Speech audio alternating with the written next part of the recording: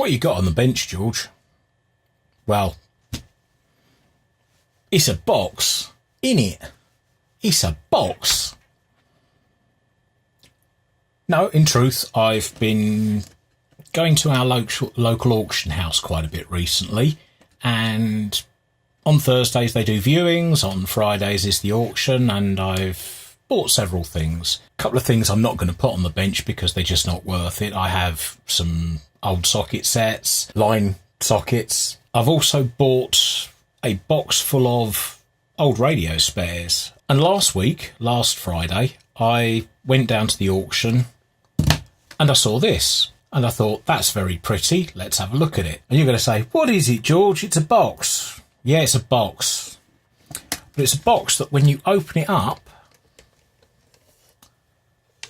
has a medium and long wave radio in it. And it's a transistor radio. And the date from what I've found out so far on this radio is round about 1955, 1956. The plastic hasn't yellowed. That was its original colour. It sort of matches the casing. It's in very, very, very good condition. There's not a lot I can say cosmetically, but I haven't yet fired it up, and I thought I'd do that on this channel. What I did find out, though, was that it takes a battery that nobody manufactures anymore. Okay, yep, here we go. What are you going to do now that you can't get the batteries for it? Well, ultimately I'll make one. But first of all, I thought, let's just throw this on the bench, see what it does, see whether it works, and have a look at the inside of it. So, from the outside, I'm just going to shut the lid. It's just a plain box, hidden hinges, handle, original handle, even the lost auction sticker on there still, 4 hammer-in feet and a screw. Now the screw is obviously to release the battery from the set, so I'm just going to loosen that right out, and it's a captive screw by the feel of things. So I'm going to open it like that, and there we have the set with its battery terminals. Now, I've done nothing with this, as I say. It's just literally, I've picked it up off the floor, I've put it on the workbench to show you guys. So let's plug positive to that lead, negative to this lead. Can we plug it in? And we have sound.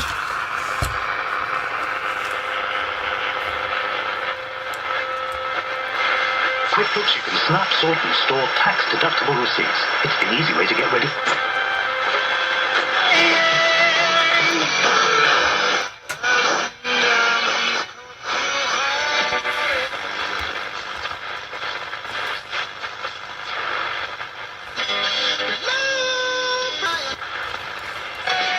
So that's medium wave.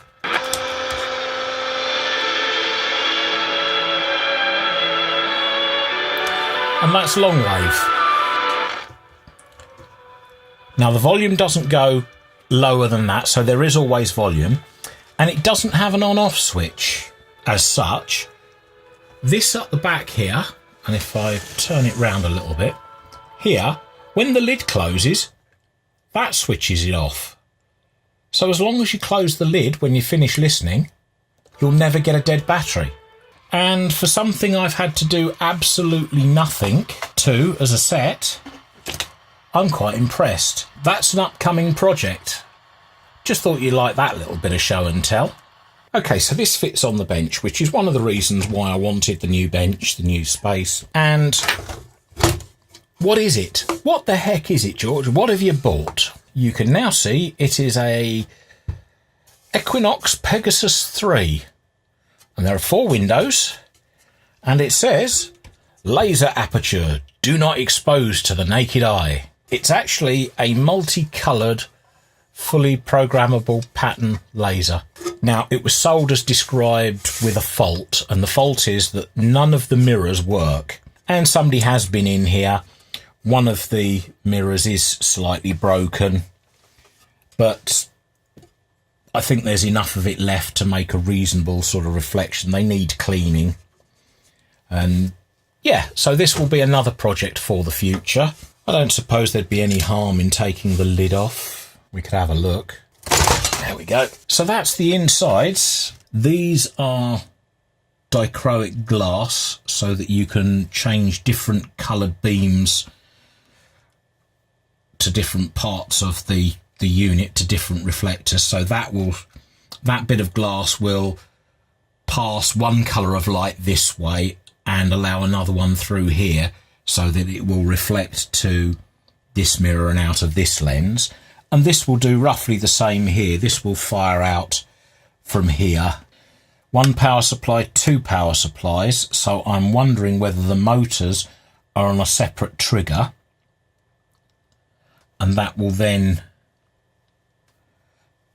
be why they're not working. So let's have a look. This will be motor control here. This is obviously the trouble you have with second-hand units. You don't know who's been fiddling. It looks pretty grot inside here, but we can give it a go. Looks like we've got two independent power supplies.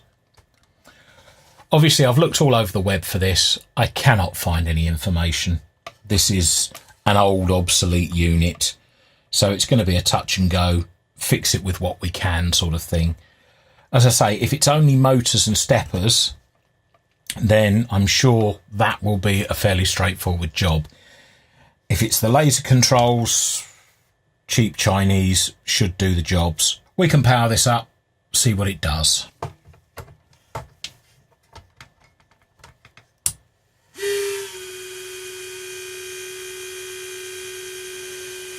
Right, so as you see, I've got green laser,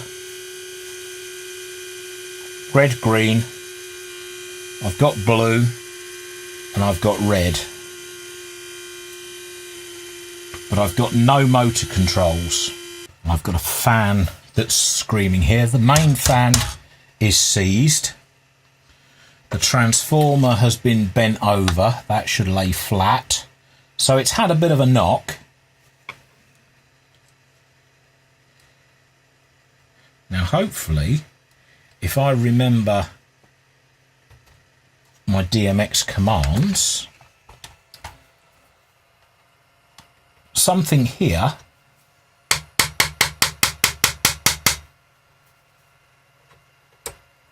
one of these two end switches should put it into auto mode. So that's killed off that lasers.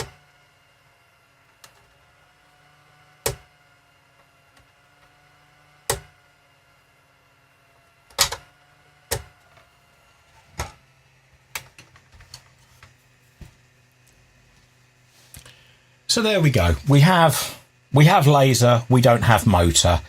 And at this point, because I'm not wearing any laser safety glasses, I'm not going to leave this on too long, because I don't know how good the fans on the backs of these diodes are, and I don't want to burn them out. And also I know that these two main fans here, one's working sort of, the other one's seized solid. So this is going to need some work.